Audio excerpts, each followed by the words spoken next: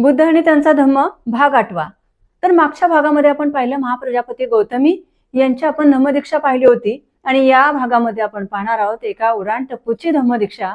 पण त्याआधी मागच्या काही काळामध्ये बुद्ध आणि त्यांचा धम्म या उपक्रमाचे कार्य बऱ्याचपैकी थांबलं असल्या कारणानं मी सर्व जे आपले सबस्क्रायबर आहेत, बुद्ध आणि त्यांचा धम्म याचे नियमित दर्शक आहेत, त्यांची मी क्षमा मागते.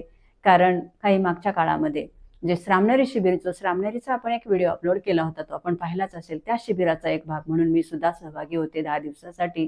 त्याचबरोबर केंद्रीय शिक्षिका ह्या सुद्धा शिबिरासाठी मी सहभागी होते आणि त्या दरम्यान आपलं हे कार्य चॅनलचं बऱ्यापैकी थांबून राहिलं. त्यासाठी क्षमस्व. तर इथून पुढे बुद्ध आणि त्यांचा धम्म आपला हा जो उपक्रम आहे तो निरंतर चालू राहील.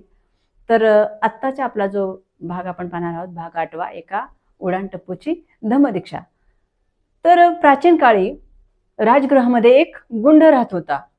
तर तो गुंड असा होता की तो आपल्या आई वडिलांचा कधीच आदर करायचा नाही, त्याचबरोबर वरिष्ठांचा देखील आदर करत नव्हता. उलट तो त्यांचा अनादरच करायचा.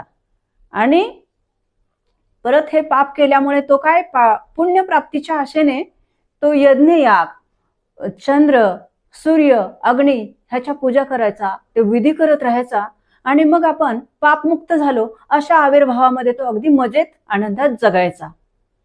परंतु ते असं पशुबळी म्हणा किंवा हे यज्ञयाग करून, हे विधी करून तो सातत्याने करत होता. पण तरी त्याला कधी समाधान नाही. सतत त्याने 3 वर्षे हा प्रयोग करत राहिला, परंतु कसल्या प्रकारचं त्याला समाधान लाभत नव्हतं. मग त्याच्या मनामध्ये असा विचार आला की आपण श्रावस्तीला जाऊन तथागत बुद्धांना भेटावं. त्यावेळी तथागत बुद्ध श्रावस्ती या ठिकाणी राहत होते. तर मग त्यानं ठरवल्यानंतर तो श्रावस्तीला तथागत बुद्धांना भेटण्यासाठी तो तिथे गेला. तिथे गेल्यावर तथागत बुद्धांचा तेजस्वी व्यक्तिमत्व बघून तो इतका आनंदित झाला, समाधानी झाला आणि त्याने साहजिकच तथागत बुद्धांच्या पायावर लोटांगण घातले आणि तिथे तो नतमस्तक झाला.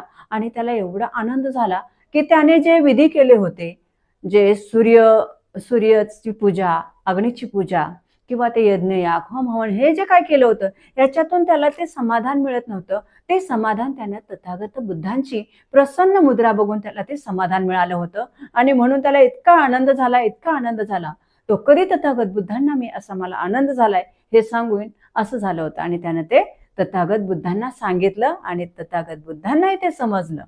आणि मग तथागत बुद्धांनी तो पशुबळी, मूर्खपणा कसा असतो हे समजावून सांगितलं. त्याच